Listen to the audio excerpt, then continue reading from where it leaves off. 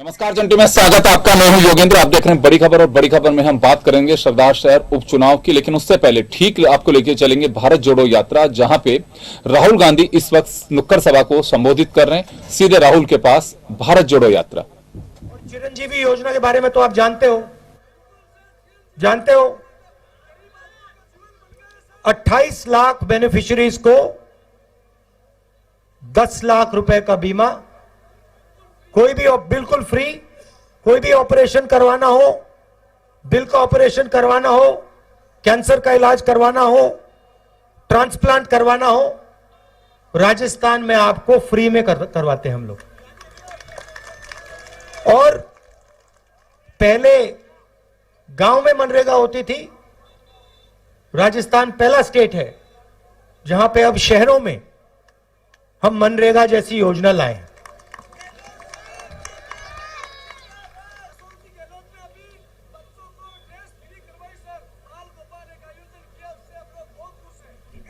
ठीक है, मगर तो हम जो कोशिश कर सकते हैं, ये काम हमने छत्तीसगढ़ में भी किया, मध्य प्रदेश में भी किया, पंजाब में भी किया था। हम जो कर सकते हैं हम करते हैं। मगर दुख की बात है कि जो दिल्ली की सरकार है वो गरीबों पर, छोटे व्यापारियों पर, किसानों पर, मजदूरों पर 24 घंटा आक्रमण करती है। मैं आपको एक और उदाहरण देता हूं, आपके स्टेट का उदाहरण देता हूं। यहां पे आपका सिंचाई का प्रोजेक्ट था, 13 डिस्ट्रिक्ट्स में पानी देने का, ईआरसी सॉरी, ठीक है, ईस्टर्न राजस्थान कैनाल प्रोजेक्ट, जिससे 13 डिस्ट्रिक्ट्स को सिंचाई का और पीने का पानी मिलता। स्टेट की सरकार ने 9,500 करोड़ रुपए इस प्रोजेक्ट के लिए अलग रखे। अब प्रधानमंत्री ने वायदा किया था कि इसी प्रोजेक्ट को वो नेशनल प्रोजेक्ट बनाएंगे। कितनी बार किया था वायदा? 2 बार। अपने भाषणों में हिंदुस्तान के प्रधानमंत्री ने राजस्थान के 13 डिस्ट्रिक्ट्स को वायदा किया था कि ये जो सिंचाई का प्रोजेक्ट है इसको हम नेशनल प्रोजेक्ट बनाएंगे और जल्दी से जल्दी इसको हम पूरा करेंगे। उन्होंने उसको कैंसिल कर दिया। और अब जब राजस्थान की सरकार अपने पैसे से प्रोजेक्ट को बनाना चाह रही है तो हमारी सरकार को प्रोजेक्ट बनाने से रोक रहे हैं। तो यह है हालत। और नफरत और हिंसा के बारे में तो आप हर रोज देखते हो। देश को बांटने का काम करते हैं, भाई को भाई से लड़ाने का काम करते हैं, नफरत फैलाते हैं। तो ये 3 लक्ष्य हैं यात्रा के। नफरत और हिंसा के खिलाफ खड़ा होना, बेरोजगारी, महंगाई के खिलाफ खड़ा होना, और जो हमारे गरीब लोग हैं, किसान हैं, मजदूर हैं, छोटे दुकानदार हैं, बेरोजगार युवा हैं, उनकी बात सुनना और समझना। देखिए, अभी मैंने 10 मिनट भाषण दिया है। गहलोत जी ने 5-7 मिनट बोला, सचिन ने 5-7 मिनट बोला। सुबह 6 बजे से हम पैदल चल रहे हैं, घंटों चले हैं। हम बोलते नहीं हैं, हम आपकी बात सुनते हैं। हमारे पास जो भी आना चाहता है आ जाता है, चाहे वो किसान हो, युवा हो, माताएं बहनें, मनरेगा के मजदूर, छोटे दुकानदार, जो भी इन सड़कों पे हमसे बात करना चाहते हैं आ सकते हैं, आ जाते हैं। देखिए, ये लड़की हाथ उठा रही है, इससे जाके अभी हम बात करेंगे। जो भी बात करना चाहता है आता है। हम प्यार से उनकी बात सुनते हैं, 7-8 घंटे सुनते हैं और फिर अंत में अपनी बात 15 मिनट के लिए रखते हैं। आपने आपने इतना समर्थन दिया, इतना प्यार दिया,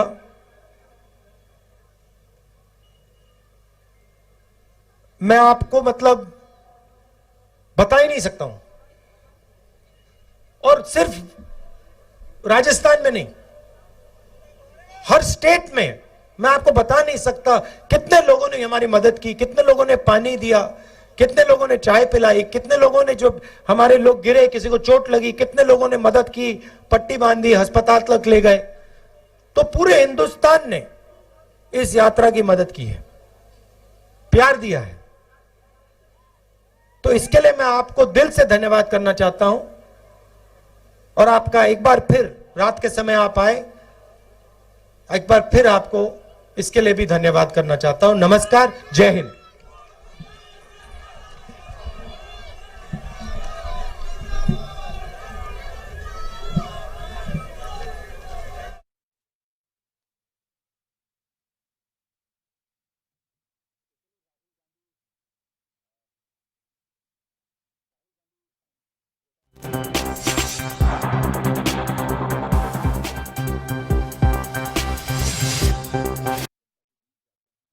और उसी के जरिए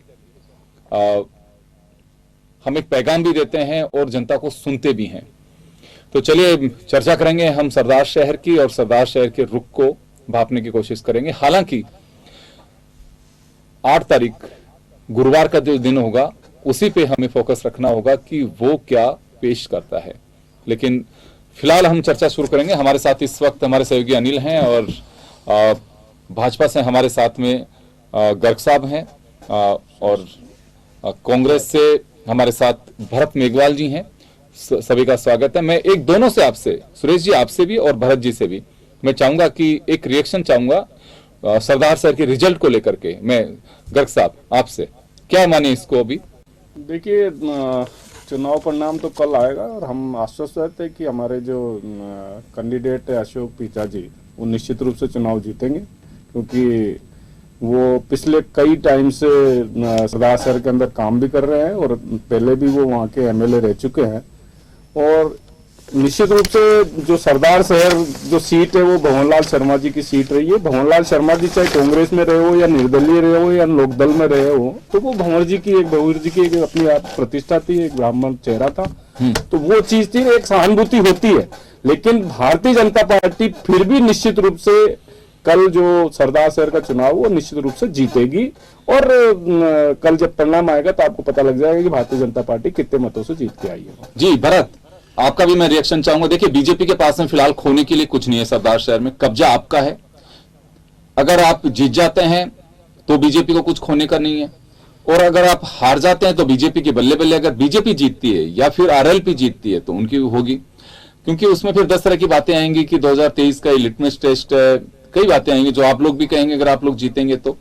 लेकिन आपके सामने दोहरी चुनौती है। सरकार आपकी है, कैंडिडेट जो दिवंगत हुए हैं वो आपके थे, विधायक थे आपके, लंबे चौड़ा उनका अपना एक कार्यकाल रहा है विधानसभा का।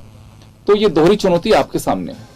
देखिए, कांग्रेस पार्टी है जो चुनौतियों के लिए हमेशा तैयार रहती है, और चुनौतियां लेना एक कांग्रेस पार्टी का कार्य भी रहा है। और पिछले 4 सालों के अंदर अगर आपने देखा होगा, राजस्थान में जितने भी उपचुनाव हुए, उन चुनावों में जो परिणाम था वो कांग्रेस के पक्ष में रहा है। क्योंकि कांग्रेस के पक्ष में रहने का जो परिणाम है वो है कि 4 साल में जो माननीय अशोक गहलोत जी की सरकार है, उन्होंने जितनी भी जन कल्याणकारी योजनाएं की हैं, और साथ के साथ लोगों की भलाई का जो विकास का जो कार्य किया है, उससे प्रभावित होकर जो लोग हैं वो कांग्रेस के पक्ष में वोट करते हैं। और भारतीय जनता पार्टी ने जिस तरीके से पिछले 8 सालों में, चाहे वो केंद्र की सरकार रही हो या पिछले कार्यकाल में जो वसुंधरा जी की सरकार रही हो, उनसे जो भी कार्य थे वो कार्यों से नाखुश होकर कांग्रेस की सरकार को लेकर आए।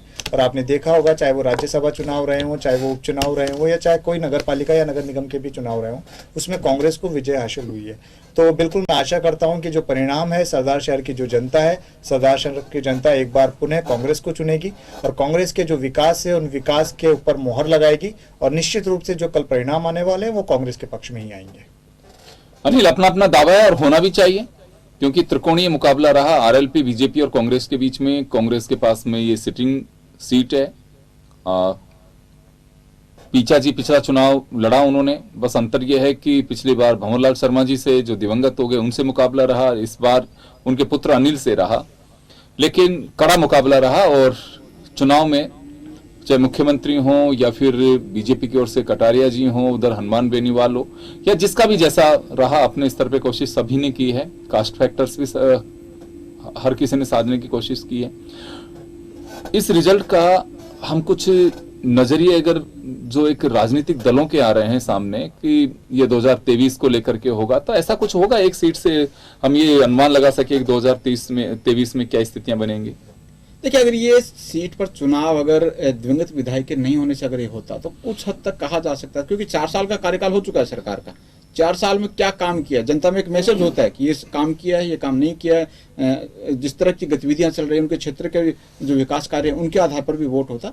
लेकिन कुछ मुद्दे गौण में, हालांकि ये कहा जा सकता है कि कुछ फैक्टर जरूर यहाँ पर काम करेगा। एंटी इनकम्बेंसी कितनी रही है 4 साल के अंदर, अगर सरदार सर में काम नहीं हुआ है तो जो लोग विकास के आधार पर वोट करते हैं वो जरूर शायद उसके विपक्ष में वोट करेंगे अगर उनके यहाँ पर विकास नहीं हुआ है तो ये चीजें उस दौरान ज्यादा मायने रहती जब दूसरी वजह से अगर सीट खाली होती और वहां पर चुनाव अगर जो है ये उपचुनाव यहाँ पर होते। लेकिन अब अगर यहाँ पर देखा जाए तस्वीर कुछ अलग है, क्योंकि बीजेपी भी इस सीट को लेकर ज्यादा अग्रेसिव नहीं आ रही है। नतीजों को लेकर भले ही जीत के दावे कर रही है, लेकिन ये बीजेपी भी कह रही है कि ये कोई सेमीफाइनल नहीं है 2023 का। 2023 के जो नतीजे हैं वो अलग यहाँ पर होने वाले हैं। लेकिन ये जो चुनाव रहा है, हमने देखा था कि शुरुआत से कांग्रेस को बढ़त नजर आई, लेकिन सीकर में जिस तरह का गैंगवार हुआ उसका असर भी, मतदान से पहले वो गैंगवार हुआ था तो जो एक मैसेज था जनता के बीच में वो भी यहाँ पर रहा है। तो ये तो इसमें 2 चीजों का असर देखने को मिलेगा। अगर भारत जोड़ो यात्रा का इंपैक्ट कहीं पे आ रहा है तो फिर गैंगवार का भी इंपैक्ट आ सकता है कहीं, ये कहना चाह रहे हैं? देखिए, बिल्कुल राहुल गांधी राजस्थान में है और राजस्थान से पहले अलग अलग स्टेट में भी जाकर आए थे। राजस्थान में प्रवेश किया है तो ये जरूर कहा जा सकता है कि उसके ठीक एक दिन बाद में वोटिंग वहां पर हो रही थी, तो कुछ मैसेज हो सकता है। लेकिन ज्यादा फैक्टर दोनों ही चीजों के काम नहीं कर रहे, गैंगवार हो या फिर राहुल गांधी की पर यात्रा हो। और कांग्रेस जो है इस फैक्टर के अंदर, क्योंकि सरकार है कांग्रेस की, कुछ पॉजिटिव सरकार के पक्ष में भी यहाँ पर कहा जा सकता है, और कुछ सिंपैथी जो फैक्टर है वो यहाँ पर काम कर सकता है। तो ऐसे में कांग्रेस के लिए कुछ पॉजिटिव यहाँ पर देखा जा रहा है। लेकिन फिर भी चुनाव है, चुनाव के नतीजे किस तरह से होते हैं, क्योंकि वोटर जो वोट डालकर आता है वो बताता नहीं है उसके मन में क्या था और वोट किसके पक्ष में कास्ट करके आया है। जनसभा में भीड़ जाती है, लेकिन जनसभा की भीड़ वोटिंग में कितनी तब्दील होती है, पक्ष में कितने वोट पड़ते हैं। बिल्कुल, बिल्कुल। ईवीएम में जो फिलहाल कैद है स्थिति वो कल साफ हुआ यहाँ पर होगी। तभी तो कहा जाता है कि जीत उसी की होती है जिसको जनता चाहती है। आप ये डेमोक्रेटिक सिस्टम है, यहाँ जनाब रानी की कोख से पैदा हुआ बेटा राजकुमार उस समय कहलाता था। आज के राजकुमार वो होते हैं जिसे जनता तय करती है और वही सिंहासन तक पहुंच पाते हैं। सुरेश जी, इसे एक आप लोगों ने भी कहा पहले शुरुआती दौर में, लेकिन उसके बाद में कहा कि देखिए बाई इलेक्शन का एक अलग एक स्टैंडर्ड है, पब्लिक का ध्यान चला जाता है, उसमें कुछ सिंपैथी गेन करते हैं। आप लोगों ने भी किया। किरण माहेश्वरी जी के बाद में आपने उनकी पुत्री को चुनाव लड़ाया, वो जीत गई। देखिए, एक जगह आप लोगों ने कोशिश की कि ये मैसेज नहीं अलग किसी को उतारा जाए, आपको नुकसान उठाना पड़ा। देखिए, निश्चित रूप से योगेंद्र जी बिल्कुल सही बात है कि ये एक भावना वाली एक वो होती है कि भाई अपने किसी की डेथ होती है परिवार में, लेकिन हमने उस परिवारवाद को खत्म करके हमने दूसरे कैंडिडेट को टिकट दिए थे। निश्चित रूप से हमारे विपरीत परिणाम आया है। सरदार शहर की सीट है, भारतीय जनता पार्टी ने बहुत संघर्ष के बहुत अच्छे प्रचार से, हमारे जो भी राजस्थान के नेता है उन लोगों ने जाके अच्छा प्रचार किया। हमें उम्मीद है कि हम वहां पे जीत के आएंगे, क्योंकि अशोक पीचा जी लगातार वहां से संपर्क में है सरदार शहर से। तो एक और उन्होंने फिर 2008 का जो चुनाव है वो जीते हैं, वहां से एमएलए भी रहे हैं अशोक पीचा जी। तो जनता उनको जानती है और जनता जानती है तो निश्चित रूप से उनके फेवर में। अब कांग्रेस के प्रवक्ता बोले कि सर विकास के मुद्दे पे पार्टी को वोट देंगे। विकास तो हाँ, भ्रष्टाचार का विकास हुआ राजस्थान के अंदर, निश्चित रूप से भ्रष्टाचार का विकास हुआ। आज ही आपके एक मंत्री है साले मोहम्मद जी, उनके ऊपर रेप का आरोप लगाया, क्या उनको बर्खास्त करेंगे? आप ये देखिए कितना बड़ा विकास हुआ है कि 170 बच्चे दूषित पानी से बीमार हो गए हैं हिंडोन के अंदर, और वो बेचारे उसमें से एक की तो पानी पीने के बाद तुरंत मौत भी हो गई है। ये भ्रष्टाचार का विकास हुआ है। अत्याचार राजस्थान में हुआ, अत्याचार का विकास राजस्थान में हुआ। तो वो विकास मॉडल पे अगर कांग्रेस जीत के आती है तो बात अलग है, लेकिन जो हम आज जनता राजस्थान की त्रस्त है भ्रष्टाचार से, अत्याचार से। आप आए दिन आप देख लीजिए कहाँ कहाँ भ्रष्टाचार नहीं हो रहा। आए दिन ट्रेन पे एक डबल ए के ऊपर अचूक संपत्ति, करोड़ों रुपए की संपत्ति एक डबल ए को आप देखिए, 15-16 प्लॉट, होटल, आलीशान होटल, क्या एक ही जगह पोस्टिंग उसकी। तो ये सब चीजें आपको दिख रहे हैं ना। अगर इनको देख के अगर सरदार शहर में कांग्रेस को वोट मिलते हैं तो वो सोचने का विषय। नहीं तो हम तो ये कहेंगे अशोक पिचाजी वहां पे जीत के आए। बिल्कुल अपना अपना दावा है। भरत, कुछ आरोप लगाए हैं अभी गर्ग साहब ने, और मैं एक बात और जानना चाहूंगा यहाँ पे कि क्या यह इलेक्शन अगर कांग्रेस हार जाती है, आप कहेंगे कि मैं क्यों हार जाऊंगा, तो क्या वास्तव में 2023 का एक इसे प्री टेस्ट के रूप में देखें इसे, जिसे हम एक लिटमस टेस्ट के रूप में भी जानते हैं? देखिए, अभी मेरे साथी भाई ने जिस तरीके से कांग्रेस पर आरोप लगाने का प्रयास किया है, तो भारतीय जनता पार्टी की शुरू से एक आदत रही कि कांग्रेस के ऊपर सिर्फ और सिर्फ आरोप की राजनीति की जाए। जिस हिसाब से अब इन्होंने भ्रष्टाचार की बात की, तो मैं इनको बताना चाहता हूं कि एसीबी ने संज्ञान लेके, एसीबी जो राज्य सरकार के अधीन आती है, उसने संज्ञान लेके इस तरह के भ्रष्ट अधिकारियों को पकड़ने का प्रयास किया है। और पूर्व में भी राजस्थान सरकार के माननीय मुख्यमंत्री अशोक गहलोत जी ने उन्हें फ्री हैंड कर रखा है कि वो इस तरह के भ्रष्ट अधिकारियों को पकड़े। और साथ ही साथ राजस्थान में जब कोरोना जैसी महामारी आई थी, तब भीलवाड़ा स्टेट मॉडल बना था, जहां कोरोना के लिए बिल्कुल सही तरीके से राजस्थान ने प्रयास किया था। राजस्थान की जनता ने यहां से 25 सांसद चुनकर भेजे थे, लेकिन उन 25 सांसदों को इतनी भी शर्म नहीं आई थी कि उन्होंने कोरोना जैसे समय में, जब ऑक्सीजन की यहाँ सख्त से सख्त जरूरत थी, अपनी आवाज को नहीं उठाया। जब यहाँ पे वैक्सीन के ऊपर 5% जीएसटी, तो ये मुद्दे रहे चुनाव, इन मुद्दों पर चुनाव में वोट मिलेंगे, बिल्कुल मिलेंगे। क्यों नहीं? देखिए, जनता, तो बीजेपी जो कह रही है कि हम किसान निधि के पैसे दे रहे हैं, हमने उज्ज्वला योजना की, हमने स्टार्टअप्स को दिया, मुद्रा लोन योजना को आगे, तो फिर इनका कोई असर नहीं होगा? देखिए, जितनी भी प्रधानमंत्री जी की योजनाएं थी, उनका धरातल पर क्या अस्तित्व है वो मैं आपको बता देता हूं। उज्ज्वला योजना एक ऐसी योजना है जिसमें 60% से ज्यादा रिफिल नहीं हो रहे हैं। और किसानों की बात करने वाले ये वो लोग हैं जिन्होंने 3 काले कानून बनाए थे। 700 से ज्यादा किसानों की शहादत हुई थी, 700 से ज्यादा। अग्निवीर के नाम पर युवाओं को इन्होंने ठगा। जीएसटी, आटा, दाल, चाय, चीनी पर भी जीएसटी लगाकर ये किस तरह का विकास करना चाहते हैं। और रही बात भ्रष्टाचार की, तो इलेक्ट्रोल बॉन्ड से सबसे ज्यादा भ्रष्टाचार तो कोई कर ही नहीं सकता है। मैं तो आज आपके चैनल के माध्यम से कहता हूं कि आप सार्वजनिक करिए इलेक्ट्रोल बॉन्ड के माध्यम से आप किन किन लोगों से चंदा लेते हैं। दिल्ली में मेयर बनाने की बात करते हैं, बहुमत है नहीं इनके पास, ये मेयर बना लेते हैं। अन्य राज्यों में ये पैसे के ना बहुमत होते हुए भी किस तरीके से मुख्यमंत्री बना लेते हैं। तो भ्रष्टाचार तो जहां पनपा हुआ है वो पूरा भारत जानता है। अगर अभी हम राहुल गांधी जी की बातें सुन रहे थे, तो आप देखिए 13 जिलों के अंदर जो जीवनदायिनी परियोजना है राजस्थान की, ईआरसीपी, उस ईआरसीपी के मुद्दे पे हमारे जल संसाधन मंत्री, जो केंद्रीय मंत्री है, वो एक शब्द नहीं बोलते हैं और झूठ फैलाते हैं, क्योंकि झूठ तो भारतीय जनता पार्टी का हमेशा से ही साथ रहा है। चलिए, इस तरीके से ये राजस्थान की आखिरी सवाल अनिल से होगा। अनिल, मुद्दों की बात दोनों तरफ से की जा रही है, लेकिन बाई इलेक्शन में मुद्दा नाम की कोई चीज रहती है? देखिए, खासतौर से इस चुनाव में तो नहीं दिखाई दी। हालांकि कांग्रेस भी जरूर विकास के मुद्दे को लेकर गई होगी, और बीजेपी ने भी काफी जोर शोर से विपक्ष का होने के नाते मुद्दे उठाए। चाहे प्रदेश के अपराध की स्थिति हो, महिला अपराध के जो आंकड़े हैं वो भी यहाँ पर रखे गए, बेरोजगारी की बात भी यहाँ पर उठाई गई, तमाम चीज़ों को रखा गया है। लेकिन इस उपचुनाव की स्थिति काफ़ी अलग थी, काफ़ी और जो चुनाव थे उनसे अलग देखी जा सकती है। तो इसमें कहा जा सकता है ये जो नतीजे आएंगे, ये मुद्दों के आधार पर शायद ही यहाँ पर इन नतीजों को देखा जा सकता है। चलिए, मैं माफी चाहूंगा, इंतजार करना होगा। हम एक बस जानना चाह रहे थे कि इलेक्शन से पहले के क्या रिएक्शंस पॉलिटिकल पार्टीज की ओर से आती है, लेकिन अगर बात सरदार शहर की करें तो सरदार शहर में तमाम तैयारियां हो चुकी हैं। वहां पे कौन पोलिंग एजेंट होगा, कौन किसके साथ बैठेगा, तमाम चीजों को लेकर के सुरक्षा व्यवस्था, माकूल इंतजाम उसके किए गए हैं, और तमाम पहलुओं को नजर रखते हुए वहां पे राजनीतिक दल भी और प्रशासन भी पूरी तरह से मुस्तैद है। हमें इंतजार होगा कि वो कौन भाग्यशाली है। क्या कांग्रेस अपने कैंडिडेट को रिपीट कर पाएगी, यानी कि जिता पाएगी, या फिर पीछा पर सिंपैथी गेन करेंगे जो भावुक हो गए थे, या हनुमान बेनीवाल का कार्ड चलेगा? ये रिजल्ट से ही तय हो पाएगा, कहना बहुत जल्दबाजी होगा। चलिए, बहुत बहुत शुक्रिया तमाम अतिथियों का और दर्शकों का। बड़ी खबर में इतना ही, दीजिए इजाजत, नमस्कार।